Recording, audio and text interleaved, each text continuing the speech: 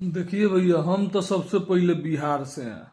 और हमको गर्व इस बात का है ना कि हम हिंदुस्तान से हैं और हिंदुस्तान में हम बिहार से हैं। बिहार सर्वश्रेष्ठ इसलिए है ना। बिहार, ये जो केंद्र है ना, केंद्र के कहने से नहीं होगा। बिहार पहले भी सर्वश्रेष्ठ पे था, आज भी था और आने वाले समय में भी रहेगा। इसलिए रहेगा ना कि मगध में बिंबिसार का तो नाम सब कोई सुना ही होगा। वही बिंबिसार था जो पूरा हिंदुस्तान भर में, अखंड भारत में सबसे पहला राज, मगध का हार्यक वंश जो बिंबिसार था, उसने राजगृह को राजधानी बनाया। उसके बाद बिंबिसार के बाद अजात शत्रु उसके पुत्र आया जो पाटलिपुत्र में राजधानी बनाया। उसके बाद उदयन आया, उदयन भी पाटलिपुत्र में राजधानी बनाया। ऐसे चलते चलते गया हम लोग का बिहार का नाम डंका बजने लगा, बहुत जोरों शोरों से बजने लगा। उसके बाद 1190 नवासी में एंट्री होता है मोहम्मद गोरी का। जब मोहम्मद गोरी तुर्की अफगान से आता है हिंदुस्तान में, तो वो तैरान का युद्ध करता है पृथ्वीराज चौहान से 1191 1192 में। जब तैरान का युद्ध में हरा देता है पृथ्वीराज चौहान को, उसके बाद उसका जो सेनापति रहता है उसका नाम रहता है बख्तियार खिलजी। गुलाम सेनापति तो उसका कुतुबुद्दीन ऐबक था, लेकिन बख्तियार खिलजी ने क्या किया, 1193 1194 में पूरा मगध को डिस्ट्रॉयड कर दिया।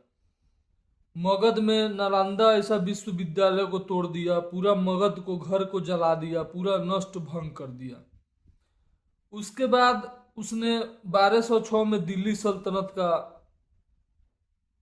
किला खड़ा किया, जो कुतुबुद्दीन ऐबक था उसका गुलाम वंश, गुलाम सेवक था इसका मोहम्मद गोरी का। जब कुतुबुद्दीन ऐबक ने दिल्ली सल्तनत का शुरुआत किया, 1206 से 1525 तक चला। सबसे लंबा इधर का मगध के बाद यही चला। उसके बाद 1526 में पानीपत का युद्ध होता है, तो दिल्ली सल्तनत खत्म हो जाता है वहां से। 1526 में जो इब्राहिम लोदी और बाबर के बीच में 1526 पहला पानीपत होता है, उसमें बाबर का जीत होता है और दिल्ली सल्तनत टूट जाता है। उन्होंने आगरा को राजधानी बनाया। ऐसे ही पानीपत 2 हुआ, पानीपत 3 हुआ, जिसमें अहमद शाह अब्दाली जीता। सदाशिवराव भाऊ थे उधर से, मराठा साम्राज्य से। इसमें भी अंग्रेज का चाल था। उसके बाद पानीपत तीसरा से पहले प्लासी का युद्ध किया, जो सिराजुद्दौला को हराया। उसी का आदमी उसको धोखा दे दिया। उसके बाद दिल्ली सल्तनत का नींव रखा गया फिर से। उसके बाद अंग्रेज का जब हुकूमत आया तो दिल्ली को जड़ से उखाड़ दिया और कोलकाता को अपना राजधानी बनाया।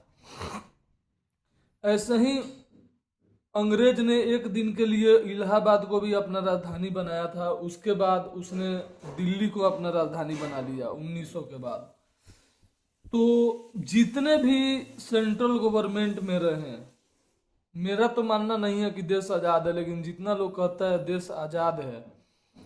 1935 में गवर्नमेंट ऑफ इंडिया एक्ट आया, 1937 में सब लोग गद्दी पे बैठने लगे। उसके बाद इन लोगों ने दिल्ली को समझ लिया है कि दिल्ली के कुर्सी से बड़ा पावर कुछ नहीं है। तो आप लोग का गलत फहमी है, या आप लोग के मन में कचरा है। जितने पॉलिटिशियन है, जितने केंद्र में बैठे हैं, सबके मन में आप लोग के गलत फहमी पल रहा है कि दिल्ली से बड़ा कोई नहीं है। अरे दिल्ली क्या है, दिल्ली की गद्दी क्या है? अगर हिंदुस्तान के सारे जितने गांव हैं, हिंदुस्तान में जितने गांव हैं, अगर सारे लोग अपने गांव को राजधानी मान ले, तो आपका दिल्ली का कुर्सी है ना, कहाँ फेंका के जाएगा कुछ पता नहीं चलेगा। चाहे कोई हो, इवन मोदी जी हो, राहुल जी हो, नेहरू जी हो, मनमोहन जी हो, इंदिरा हो, कोई भी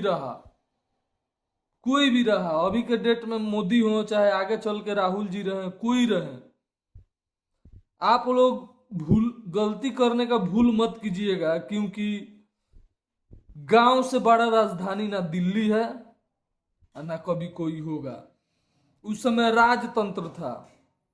आज के समय में उस समय राजतंत्र था। 1600 से पहले से 1600 ईस्वी से पहले राजतंत्र था। 1600 के बाद ईस्ट इंडिया कंपनी का हुकूमत आया। उसके बाद 1947 से आप लोगों ने हुकूमत शुरू किया। तो आप लोग के मन में जो ये गलत फहमी है ना, उसी को हम दूर करने के लिए बोल रहे हैं कि आप लोग अपने मन से गलत फहमी निकाल दीजिएगा। क्योंकि जिस दिन हर एक गांव का सदस्य अगर मीटिंग करके मान लेना कि हमारा गांव ही राजधानी है और यहाँ से ही सारा डील होगा, उस दिन मोदी जी का कोई काम नहीं आएगा, राहुल जी का कोई काम नहीं आएगा। कोई किसी के कोई आप लोग झूठ मूठ कहीं चेयर पे बैठिएगा। जिस दिन गांव का लोग सटक गया, उस दिन देखिएगा क्या होगा।